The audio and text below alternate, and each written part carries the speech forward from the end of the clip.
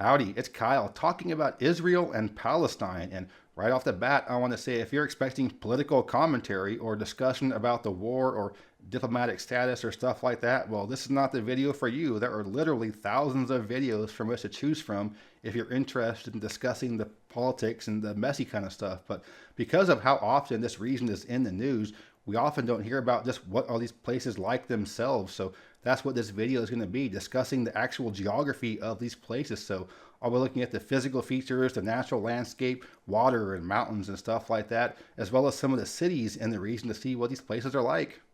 I'm not one of those YouTubers that deletes comments, but I'll make an exception for this video. I'll delete the crap out of comments if they go into politics or the war or stuff like that. I want there to be just a spot like this where you can actually intellectually discuss these places without a flame war. So let's talk about the geography of Israel and Palestine. For the purpose of this video, these are the divisions that I'll be discussing. This larger area is Israel, this is the West Bank, and down here is the Gaza Strip. And if you have questions about the validity of these borders, again, this is not the video, but these are the generally internationally recognized borders of these regions. For Israel itself, the population is right around 10 million people even. For area, it's about the size of Slovenia or New Jersey. It's the 148th largest country in the world for area. It lies at the east end of the Mediterranean Sea. It's fairly narrow, it's oriented north-south, and the widest portion is only 100 kilometers wide. It's almost entirely desert, and less than 10% of the land is forested. So now I want to talk about some of the physical geography of the region, starting with the Jordan Rift Valley. As the name implies, it's a large valley where the Jordan River runs through it. It's a tectonic plate boundary, so it's a major seismic zone and many earthquakes. And this is the same Rift Valley that splits off the Sinai Peninsula, the eastern part of Egypt, and it continues down into Africa as the Great Rift Valley going north-south through the eastern part of the continent. And along this Rift Valley, you have some lakes that have formed, including the two lowest lakes in the entire world in terms of elevation. The lowest of the low is the Dead Sea, which is actually a lake, but the surface of that lake is the lowest surface point on Earth. The surface of the lake itself is 431 meters below sea level. And it's also one of the most saline bodies of water in the world. It's 10 times saltier than the oceans. But with a combination of the water and the overall general desert climate around, this region has been used for medical healing for centuries. Also along the Jordan Rift Valley is the Sea of Galilee, the second lowest lake in the world. So you can think of the Dead Sea and the Sea of Galilee kind of like the Great Rift Valley lakes in Africa of Victoria, Malawi, and Tanganyika. The Red Sea is actually a sea, it's an offshoot of the ocean, and it's kind of the rift valley that connects this region to the African Rift Valley. And the northernmost point of the Red Sea is the same as the southernmost point of Israel, right around the town of Eilat. This is a major port area and a popular beach resort right there on the Red Sea. So the Dead Sea and the Sea of Galilee are the lowest points in the country. The highest point is Mount Meron at about 1,200 meters. That's not a very high point, but there is an Israeli ski resort on Mount Hermon, which is in the Golan Heights, which is a disputed area north of Israel. And that's at about 2,800 meters, and it's considered the high point of Syria. When you think of the overall physical geography of the region, the first thing you might think of is desert, and for good reason. In fact, the southern half of Israel is almost entirely desert, the Negev Desert. In this region, you only get about 50 to 100 millimeters of rain per year, so very dry. And that includes 5 months of the year where the average high is over 35 degrees and 2 months where the average high is over 40. And this part of the country, I believe, has the most interesting geologic formations referred to as a maktesh. And what you see are these erosion-resistant rocks with very steep walls, and they surround a valley carved out by a river. And most of these valleys end in a sinkhole, so the water will be flowing and it kind of disappears into the ground. So from the surface, it looks like a river and cul-de-sac. And so it's actually very similar to cave formation. So the rock is eroded from within and then collapses, but the water can still flow through there. There isn't much arable land, especially in Israel, but in the far north of Israel, the Jezreel Valley is where you have the largest agricultural region for the country. So most of this region is entirely desert, but not all of it, including where the majority of the population in Israel lives. So most of the population there is on the Mediterranean coastal plain where the weather is very nice, and that's where you have the largest cities in Israel. Demographically, the country is about 73% Jewish, 21% Arab, and 6% other. Religiously, it's about 73% Jewish, 18% Muslim, 2% Christian, and 7% other. Amongst the Jewish population, approximately half are referred to as Heloni. These are secular Jews, so they're ethnically Hebrew, but they're non-practicing religiously. Hebrew is the official language of the country, although many people also speak English or Arabic. The largest city is Tel Aviv. There are about 500,000 people in the city and just over 4 million in the metro, so almost half the population of Israel is just in the Tel Aviv metro area. The main part of the city is not one of those old ancient areas, it's old beautiful buildings. It's mostly kind of a newish type city, but there is an older walled city part of Tel Aviv called Jaffa. And this is where you did have an ancient civilization, but the overall main city of Tel Aviv is pretty modern. It was largely developed in the late 19th and early 20th century. It's a very Western-leaning city. It has a lot of arts and culture scene. It's not very religious, so most of your Heloni-type population is going to be here in Tel Aviv, and it's a very environmentally conscious type city as well.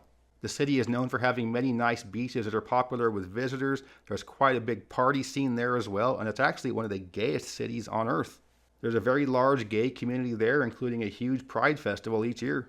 And because the city really isn't that old, most of the development was in the 20th century and very car-centric, so have a lot of major traffic issues, but they're building a metro right now. So a very extensive subway metro system is currently under construction, and it's going to be expected to be done by 2028. So what do you know? A big city that developed during the 20th century became too car-centric, got too congested, now building a brand new metro subway system. You hear that, US? So Tel Aviv is the healthiest and wealthiest city in the country, and it might not be what you're expecting. It's actually very cosmopolitan. The next largest city is Jerusalem. There are about 1 million people in the city, about 1.3 million in the metro. Both Israelis and Palestinians consider Jerusalem their capital, but neither claim is recognized internationally by many countries. So technically speaking, West Jerusalem is the Israeli part, East Jerusalem is the Palestinian part, but the whole thing is one old city. You have the old wall right there, so it's a very historic, ancient type city that's a very holy city for Jews, Muslims, and Christians. But I can imagine the fact that all three religions consider Jerusalem to be holy has a large part to do with why there's so much instability in the region. The next largest city in the country is Haifa, with about 300,000 people and roughly 1 million people in the metro. This city sits right along the Mediterranean Sea and is a very important port for the country. It's a very industrial city with many chemicals and pharmaceuticals being produced. Similar to Tel Aviv, there are some nice beaches there that are popular with locals and visitors. And just like you see here in the US, many of the poor neighborhoods, whether Jewish or Arab, have been gentrified, largely turned into restaurants, clubs, and art galleries. Haifa is a very important university town for the country, and many scientists come out of the university there. The next largest city is Ashdod, with about 230,000 people. It's the largest port in the country. The city is about 95% Jewish, but much of the Jewish population are immigrants from other parts of the world, including Morocco, Georgia, and Ethiopia. In fact, there are more Moroccan Jews and Georgian Jews in Israel than there are in Morocco or Georgia. As is pretty common with many cities there, a large part of the economy is a military-industrial complex.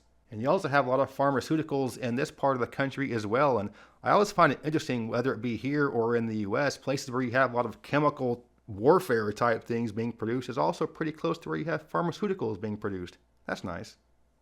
The next largest city is Beersheba, with about 215,000 people. It's the largest city in the Negev desert. It's approximately 50-50 Jewish-Muslim in the city, and there's an old Turkish quarter in the city that has been gentrified as well with new residential shops and restaurants. And once again, the military-industrial complex is big here with many cyber tech operations going on here. And the last Israeli city I'll mention is Netanya, with about 210,000 people, and it's about 100% Jewish.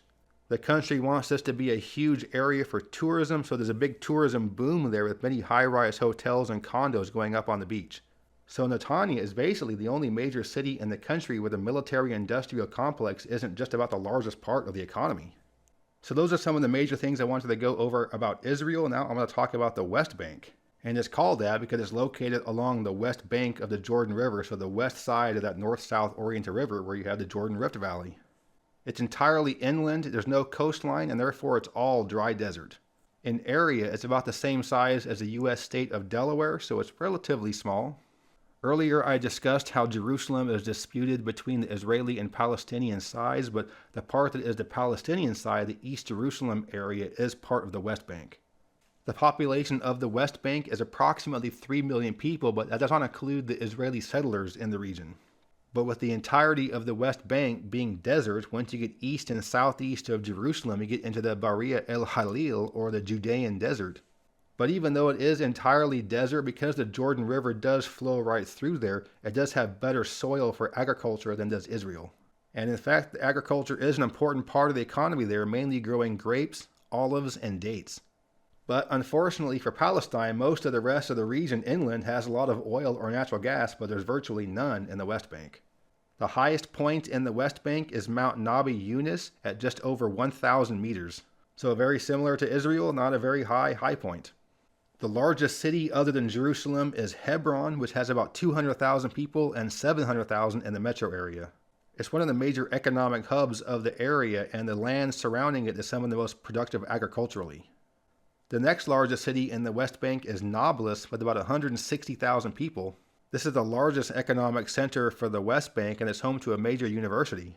This is located in the northern part of the West Bank, where it isn't quite as hot and quite as dry as it is in the south. So earlier I had mentioned how Jerusalem has 1 million people and 1.3 million in the metro when you add the suburbs. Well, one of those suburbs is Bethlehem. It's located entirely within the West Bank, and there are about 30,000 people that live there today, but it's really funny to think of Bethlehem as a suburb. It is only 15 kilometers south of Jerusalem. So with the West Bank having only about 1/3 the population of Israel, the cities aren't as large, but there is more open area because most of the people are concentrated in some of the few largest cities. And of all of the territories in the region, the West Bank is considered the central territory for the Palestinians. So now I want to talk about the Gaza Strip. This is that small area in the southwestern portion of this whole region. This is the one you've heard about the most. This is the one that ends up on the news more often than not. This is the one that's often at war. So I'm not going to get into that kind of stuff. But the Gaza Strip as a geographic spot is fairly small. It's only about 365 square kilometers. And it's called the Gaza Strip because of its narrow shape. So it's right there along the coast between the southwestern corner of Israel and the northeastern corner of Egypt. Although the whole Gaza Strip is often referred to as simply Gaza, there is a Gaza City with about 600,000 people. And the Gaza Strip is incredibly poor and destitute right now. It's about 50% unemployment, 65% living under the poverty line, and almost the entire economy is based on aid. There's no seaport, even though it's along the coast. The airport was destroyed and almost all the roads are restricted. It's very difficult to talk about the population in Gaza because of how many are homeless or refugees and just how many have been killed in the past year. Now, I'm not going to get into the details of this, but I think the stat is incredible that 2% of the population in Gaza has been killed in the past year.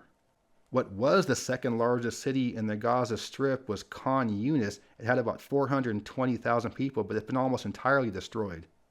But beside the war and all the stuff going on the human scale there, the area really isn't that interesting from a physical geography standpoint. It is home to Wadi Gaza, which is one of just a small handful of wetlands in the eastern Mediterranean. This is a major migratory bird flyover area, so they are trying to protect it amongst all the things going on there. So you really can't discuss Gaza at all without getting a little bit into politics. That's why I'm going to end it right here. So I certainly hate war, death, destruction. I don't want to see any of it. And so hopefully it'll end very, very soon. So that was my overview of the geography of Israel and Palestine. And look at that. That wasn't so difficult. We got through it. With so much of the discussion in this region being about the war and all the horrible things going on over there, there's so much to learn about the geography of this. So hopefully you're able to learn a little bit about the region that isn't just all the negative news kind of stuff. If you enjoyed this video, please give me a thumbs up to let me know you approve, and subscribe to this channel if you're interested in learning more about geography from a nerd. And if you want to see some really cool maps of this region, check out Mirway Maps. There's a link in the description of the video to check out a nice coupon code for a discount. But yeah, thanks for watching the video. Geography King, signing out. I'd like to give a special thanks to my superior patrons for their support. If you're interested in supporting this channel, you can check out my Patreon page. The link is in the description. As always, thank you very much.